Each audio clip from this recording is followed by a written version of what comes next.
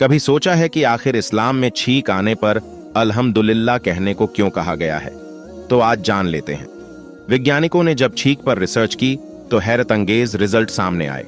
नबी करीम सल्लल्लाहु अलैहि वसल्लम की एक हदीस के मुताबिक छींकने वाले को अल्हम्दुलिल्लाह कहना चाहिए और सुनने वाले को यारहमुकल्लाह कहना चाहिए।